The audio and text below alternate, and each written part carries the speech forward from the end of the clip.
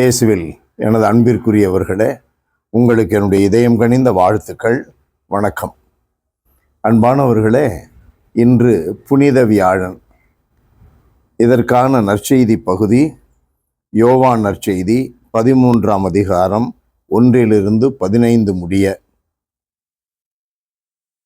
இந்த பகுதியிலே நாம் காண்பது ஆண்டவர் இயேசு நற்கருணையை ஏற்படுத்துகிறார், குருத்துவத்தை ஏற்படுத்துகிறார், புதிய கட்டளையை அவர்களுக்கு கொடுக்கிறார். இவைகளெல்லாம் இந்த நாளினுடைய சிறப்பு. புதிய கட்டளை என்ன? நான் உங்களை அன்பு செய்தது போல நீங்கள் அயலாரை, மற்றவர்களை அன்பு செய்யுங்கள். இதற்கு முந்தைய காலத்திலே இருந்த கட்டளை என்ன? உங்களை நீங்கள் அன்பு செய்வது போல மற்றவர்களையும் அன்பு செய்யுங்கள். அதிலே இப்பொழுது முழுமையை ஆண்டவர் நமக்கு கொடுக்கிறார். நான் அன்பு செய்தது போல நீங்களும் அன்பு செய்யுங்கள். அன்பானவர்களே, நம்மிலே பல காரியங்களை நாம் கண்டுகொள்ளாமல் விட்டு விடுவோம். அதற்கான அன்பின் நிகழ்வு நம்மிலே நடக்காமல் இருக்கலாம்.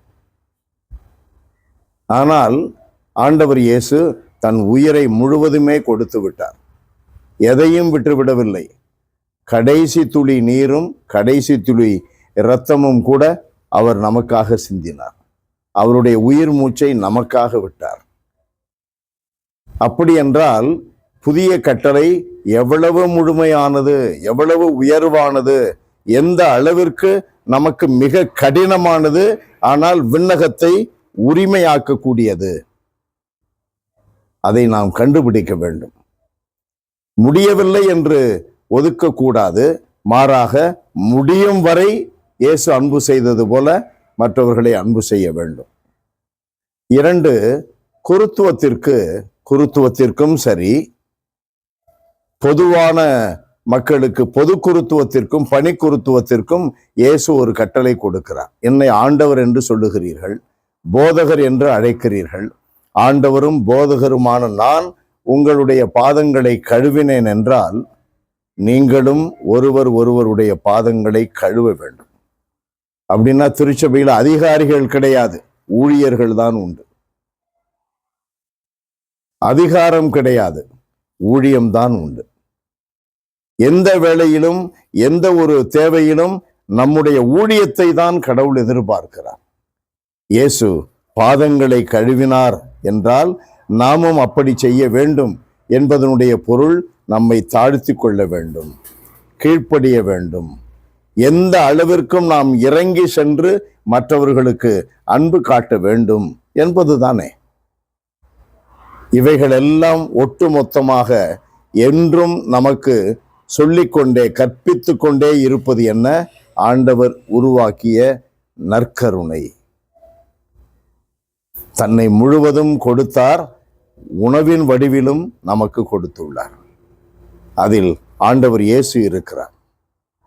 நம்முடைய செயல்கள் ஒவ்வொன்றிலும் இயேசுவை நற்கருணையில் விருந்தாக உண்ணுகின்ற நம்முடைய செயல்கள் ஒவ்வொன்றிலும் நாம் இருக்க வேண்டும், இயேசு இருக்க வேண்டும்.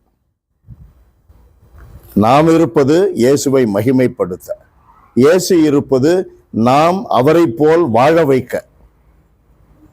எல்லாம் வல்ல இறைவா, உம்மை போற்றி புகழுகிறோம். ஆண்டவரே, எங்களை முழுவதுமாக உமக்கு ஒப்புக் கொடுக்கிறோம். உம்முடைய கட்டளைகள் மிக கடினமானவை என்றாலும் கூட அவைகள் முடியாதவை அல்ல. முடியும் என்பதை உணர்த்தி இருக்கிறார் உம்முடைய திருமகனும் எங்கள் மீட்பெருமான இயேசு கிறிஸ்து. கடவுளே, தந்தையே, அவரை போல நாங்களும் இந்த மக்களை அன்பு செய்ய, நீர் கொடுத்துள்ள இந்த ஊழியத்தை வாஞ்சையோடு நாங்கள் ஏற்று நடக்க, மன உவப்புடன் ஊழியம் செய்ய, அதிகாரம் என்று சொல்லி அடக்கி ஆளாமல் பேணுவதற்கு ஆண்டவரே எங்களுக்கு கற்றுத்தார். இயேசுவின் நாமத்தில் ஜெபிக்கிறோம் பிதாவே. ஆமென், ஆமென்.